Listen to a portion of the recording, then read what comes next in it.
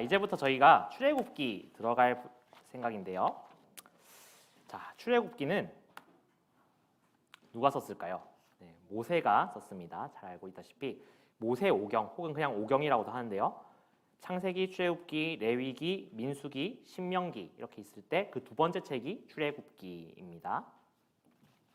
자, 출애굽기라고 하는데 일단 명칭을 좀 먼저 알아봅시다. 명칭은 원래 히브리 성경 명칭은 처음에 이 1절이 시작할 때 이스라엘, 야곱의 12아들의 명단으로 시작이 돼요. 그렇기 때문에 그 히브리어 성경의 두 번째 단어가 이제 쉐모트거든요. 그래서 그 이름들이라고 해서 이름들이에요.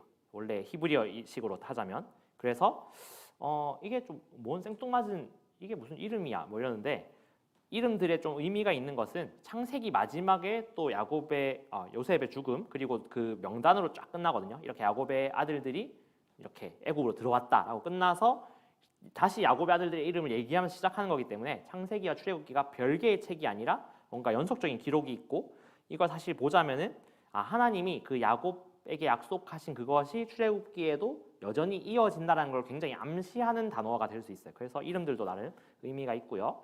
근데 이걸 헬라어로 번역하면서 이름들이라고 하기 좀 이 사람도 좀 이상했나 봐요. 그래서 전체적인 이 주제를 봤을 때 탈출이다, 떠남이다 이런 의미가 있다고 생각해서 그에 해당하는 헬라어 엑소더스라는 단어를 씁니다. 그래서 이게 영어 발음 그대로 이제 넘어오는 거죠. 원래 헬라어였는데 이게 영어 발음 그대로 이제 음차가 된 거죠. 그래서 영어에서 우리가 흔히 알고 있는 엑소더스라고 했고 이것을 이제 한글 성경을 번역을 하면서 그냥 탈출기 이렇게 하면 조금 이상하잖아요. 그래서 탈출 거기서 출자만 따서 애굽 이집트죠. 그래서 이집트에서 탈출하는 출애굽기라는 이름이 이제 만들어지게 됩니다. 조금 복잡하죠. 그래서 그냥 그 천주교 같은 데서 이제 탈출기 뭐 이런 식으로 사용을 합니다. 네. 그래서 출애굽기가 조금 더 이제 내용을 이해는 하기 쉬운 제목이라고 봅니다. 네. 자, 그러면 이거는 언제 쓰여졌을까라고 볼 수 있는데 그러면 출애굽 이후에 어쨌든 모세가 이것을 썼다라고 했을 때 출애굽 시기하고 좀 상관이 있겠죠. 좀 크게 보면 두 가지가 있습니다. 이건 중요하진 않지만 그냥 알아두세요. 상식적으로. 자, 빠른 출애굽설이 있어요. 자, 빠른 출애굽설이랑 이게 좀 더 먼저다 이런 거죠. 그러면 열왕기상 6장 1절을 보면은 솔로몬의 재임 4년째 예루살렘 성전을 건축했고 이때가 출애굽한 지 480년이 되는 해라고 기록을 하고 있어요. 근데 솔로몬의 재임 기간은 역사적으로 굉장히 기록이 많기 때문에 딱 남아 있어요. 그래서 BC 970년에 솔로몬이 통치를 이제 시작하는 거죠. BC니까 이제 거꾸로 가죠. 그러니까 970년이 더 먼저예요. 970년보다 이제 플러스 480 하면은 BC 1446년이 된다. 이렇게 이제 이해를 합니다. 근데 이거에 대한 반박을 좀 굳이 하자면은 이 480년이 정확한 480년이 아닐 수 있다. 뭐 이런 얘기들이 있어요. 근데 그냥 단순히 딱 글자만 놓고 봤을 때 BC 1446년으로 보통 많이 봐요. 좀 전통적으로는. 그렇기 때문에 모세의 출애굽이 BC 1446년이다라고 보통 이해를 하고 늦은 출애굽설이 있어요. 늦은 출애굽설은 출애굽기 1장 11절을 보면은 비돔과 람셋이라는 그 람세스 2세에 건축된 이 성을 지었다라고 이제 역사적 근거를 갖고 이제 판단을 하는 거예요. 그래서 람세스 재임 기간이 BC 1290년에서 1244년 이 사이에 왔다 갔다 하기 때문에 이걸로 하자면은 BC니까 이제 거꾸로죠. 조금 더 현대에 가까운 그 시간에 BC 1200년대에 출애굽이 일어났을 것이다라고 추정을 하는 거죠. 근데 이거에 이제 좀 반박을 하자면은 비돔이랑 라암셋이 이제 국고성으로 건축이 되는데 우리가 어떤 도시 같은 것도 원래 있는데 다시 증축을 하거나 아니면 한 번 했는데 또 몇백 년 지나 또 증축을 하거나 이런 식으로 되잖아요. 그래서 꼭 이때가 아닐 수 있다라는 이제 의견들이 이제 서로 이제 갑론을박을 하는 거죠. 그래서 뭐 두 가지 설이 어쨌든 크게 있다 이 정도 아시면 좋을 것 같고요. 성경의 큰 내용과 어떤 중요한 그게 있을까 좀 저는 생각하는데 어쨌든 이 두 이론이 좀 맞서고 있어요.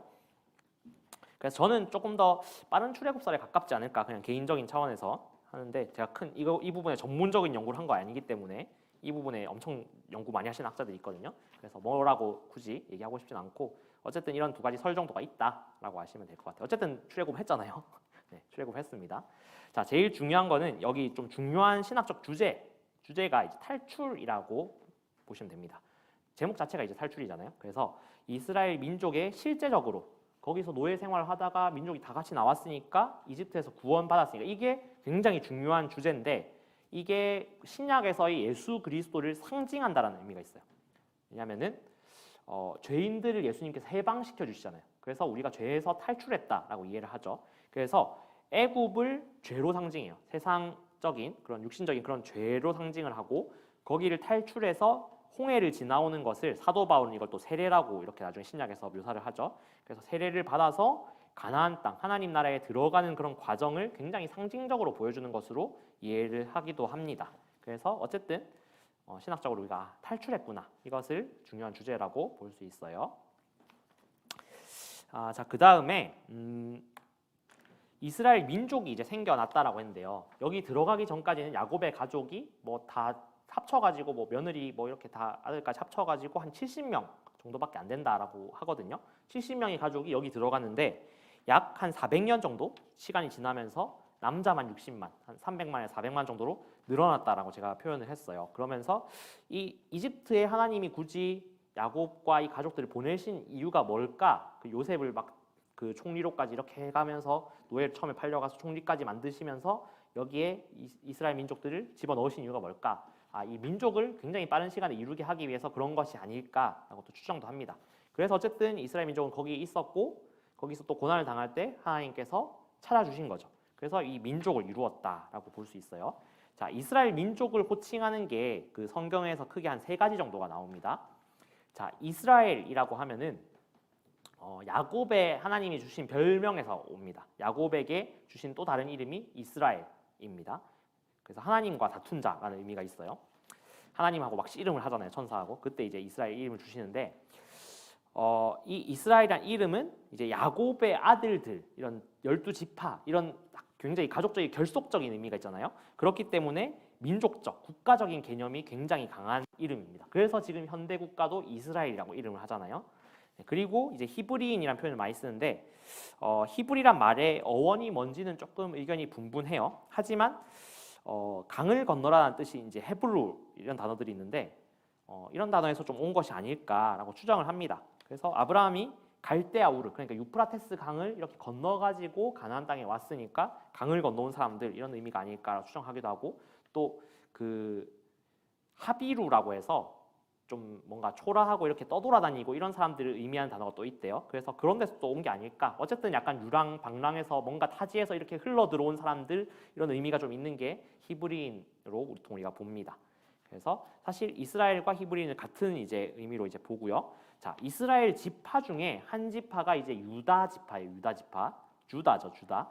근데 이 유다 지파가 나중에 이스라엘 통일 왕국이었다가 남북으로 나뉘면서 그 북쪽의 나머지 지파들이 대부분이 밀집이 되고요. 그 남쪽에 있는 지파가 유다 지파가 돼요. 그리고 예수님도 이 유다 지파 출신인데 그 북이스라엘은 나중에 아시리아에게 망하고 남유다가 좀 더 오랜 시간을 버티다가 바벨론에게 포로로 이제 잡혀갑니다. 멸망해서 포로로 잡혀가는데 이때부터 이미 북이스라엘은 민족적 정체성을 좀 잃어요. 막 흩어지고 이미 더 몇백 년 전에 그렇게 흩어졌기 때문에 막 혼혈이 되거나 아니면은 막 어쨌든 흩어지면서 민족적인 정체성을 좀 잃어버리고 이스라엘 민족 중에 남아있는 지파라고는 거의 이제 딱 정체성을 갖고 있는 것은 유다 지파밖에 없는 거죠. 그러니까 이스라엘 이꼴 유다 지파 이렇게 되는 겁니다.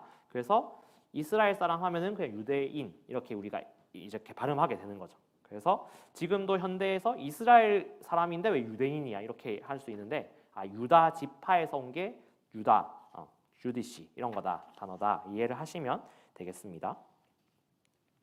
자, 어쨌든 이렇게 민족을 이루게 됐다 이게 이제 의미가 있는 거죠. 자, 근데 아직까지 출애굽기까지는 이제 아직 지파도 다 안 나눠졌을 때니까 유대인은 없겠죠. 그래서 이스라엘 아니면 히브리인 이렇게 이해를 하시면 돼요. 자, 여기서 이제 지도가 나오는데요. 잘 보이실지 모르겠어요. 이집트와 이 시내 광야 그리고 가나안 땅 이렇게 쭉 나오고 있는데 지금 이스라엘 민족이 고센 지방에서 마지막에 그 창세기 마지막에 보면은 야곱에게 할당된 그 땅이 고센 지역이라고 하고 있어요. 그리고 그 고센 지역의 도시 중에 하나가 이제 람셋이고 비돔이에요. 거기 성 건축을 마쳤다라고 했으니까 이제 거기에서 살았겠죠. 그래서 이 람셋 비돔 근처에 고센 땅에서 있던 이스라엘 민족이 출애굽해서 이렇게 홍해를 이렇게 어느 루트인지 잘 모르지만 건너서 시내산까지 가는 것이 이제 출애굽기의 이야기예요. 그래서 요 안에서 일어나는 이야기다라고 해서 제가 지도를 넣었고요. 나중에 이제 시내산에 있다가 가나안 땅으로 이제 들어가게 되죠. 뭐 중간에 광야를 이렇게 헤맨다라고 하는데 그 광야가 정확히 어딘지 다 몰라요. 어디로 헤매는지 잘 모르겠는데 이 주변은 그냥 전부 다 광야입니다. 술광야, 바람광야, 신광야, 미디안 광야 전부 다 광야이기 때문에 여기를 한 40년을 헤매게 된다. 이것도 아시면 되고요. 자, 출애굽기 전체 구성이 이제 이렇게 됩니다. 이집트에 있을 때 하나님이 10가지 재앙을 막 일으키시고 이집트에서 이스라엘 백성을 끌어오기 전까지의 이야기가 주로 12장 36절까지 있어요. 저희가 이번 달의 본문이 1장부터 이번 달이 아니고 4월 본문이 1장부터 11장까지니까 주로 여기에 해당이 되겠죠. 그리고 나서 출애굽한 뒤에 광야를 어떻게 어떤 루트로 해서 이렇게 돌았다. 이런 이야기가 12장부터 18장까지 나와 있고요. 그 다음에 신라산에 딱 도착을 해서 이제 하나님과 언약을 맺죠. 언약이라고 하지만 사실은 이제 십계명을 받고 율법을 받고 그 다음에 성막을 어떻게 지어야 되는지 그 오더를 받고 그 오더대로 성막을 짓고 이 이야기까지가 쭉 있어요.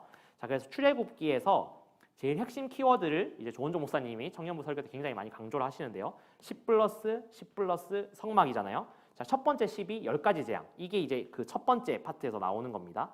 그리고 두 번째 파트에는 사실 그 부분은 좀 없고 광야에서 이렇게 헤매는 장면이 나오고 그 다음에 이제 시내산으로 들어갔을 때 십계명을 받는 거죠. 여기 이제 율법 핵심이 된 십계명을 받고 율법을 받고 그 다음에 맨 마지막에 이제 받는 게 이제 성막에 대한 약속들. 그래서 10가지 재앙, 십계명, 시내산 언약의 십계명이 있는 거예요. 그리고 성막, 이게 굉장히 중요한 출애굽기의 키워드고 지금 이번 달에 우리가 다루게 될 내용은 이 10가지 재앙에 좀 포커스가 돼 있다. 이거를 아시고 이제 들어가면 되겠습니다.